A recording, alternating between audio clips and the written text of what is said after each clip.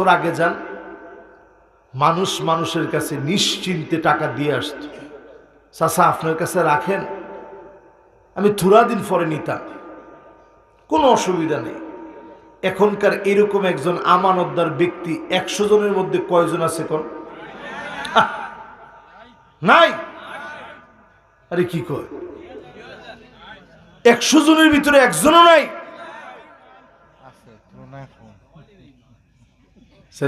হুজুর আছে, তুলনায় একেবারে কম।